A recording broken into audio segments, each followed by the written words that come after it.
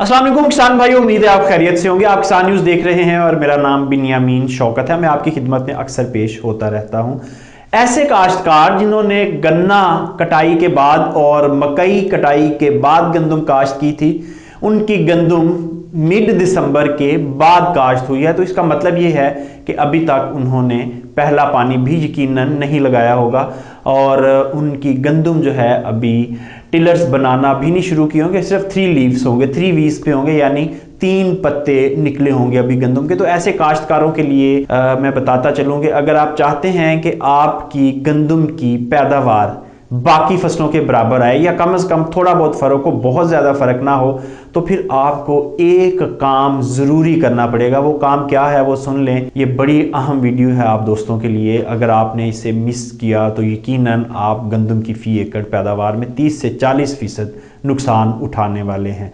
तो बड़ा सिंपल सा काम है। फी एकड़ फार्मूला भी कोई 1000 रुपये से नीचे नीचे का है, लेकिन ये करने का मकसद ये होगा कि आपकी जो गंदम है वो अच्छा झाड़ दे जाएगी। तो किसान भाइयों, इस वक्त जो टिलरिंग स्टेज है ऐसे किसानों की जिन्होंने 15 दिसंबर के बाद गंदम काश्त की थी, उनकी अभी टिलरिंग स्टेज है। और जो अर्ली काश्त हुई है नवंबर में या मिड अक्टूबर में, उनकी टिलरिंग इस वक्त पूरी हो चुकी है और गंदम बूटिंग स्टेज पे है।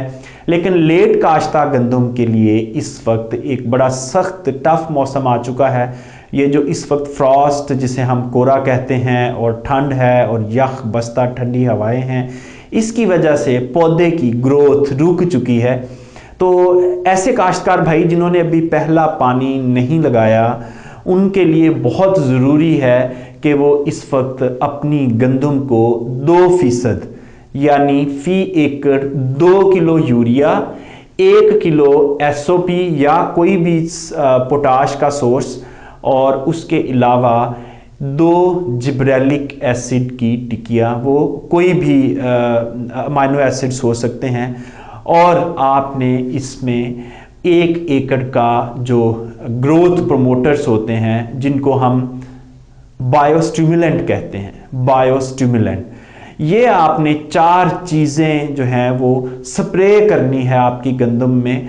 और हफ्ते के वक्फे से, 1 हफ्ते आपने कर ली है और फिर 10 दिन का बीच में वक्फा आया है, फिर करनी है। इस तरह आप टोटल 2 स्प्रे करेंगे तो आपका धूप शुरू हो जाएगी। और जब आपकी धूप शुरू हो जाए तो आप देखिएगा कि आपकी जो ग्रोथ है वो भी बिल्कुल दूसरी गंदम के बराबर हो चुकी है। अगर आप पहला पानी लगा चुके हैं गंदम को, तब भी अगर आपकी ज़मीन बदतर कंडीशन में आ चुकी है, तो आपको ये फार्मूला अप्लाई करना शुरू कर देना चाहिए। क्योंकि आपकी गंदम जो है वो जो ही फरवरी में टेम्परेचर बढ़ेगा तो फिर टिलर्स नहीं बढ़ेंगे, फिर आपकी जो गंदम है वो बाकायदा तौर पे बूटिंग स्टेज पे आ जाएगी और उसमें सिट्टा बनना शुरू हो जाएगा। तो उससे पहले पहले अगर आप टिलर्स बनाने में कामयाब हो जाते हैं तो ये आपकी बड़ी कामयाबी होगी। तो दोबारा बता रहा हूँ किसान भाइयों, बायोस्टिमुलेंट्स और जिब्रेलिक एसिड की 2 टिकिया और 1 किलो SOP और 2 किलो यूरिया, ये सारी चीज़ों को आपने मिक्स करना है और फी एकड़ 5 टैंकियाँ बनानी हैं। ये 5 लीटर आपने लिक्विड तैयार कर लेना है। इन सारी चीज़ों को एक जगह मिक्स करके 5 लीटर लिक्विड तैयार करना है और फी टैंकी 1 लीटर लिक्विड जो है वो उसमें आपने डाल देना है।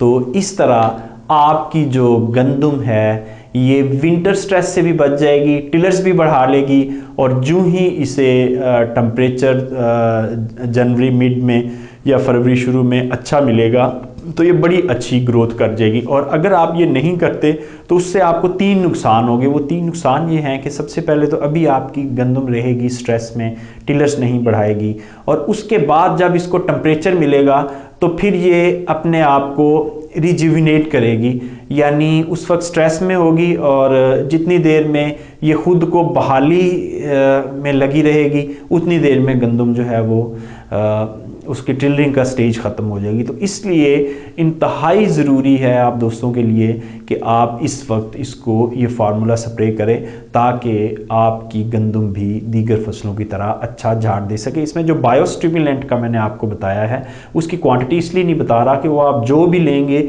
उसकी फार्मूलेशन डिफरेंट होती है, और वो जिस कंपनी का भी आपको मिलता है उसकी फार्मूलेशन के मुताबिक फ़ी एकड़ का जो भी उसके ऊपर रिकमेंडेड डोज होगी वो आपने देनी है ताकि आपकी फसल को ज़्यादा से ज़्यादा फ़ायदा हो। इजाज़त दीजिए, खुदा हाफिज़।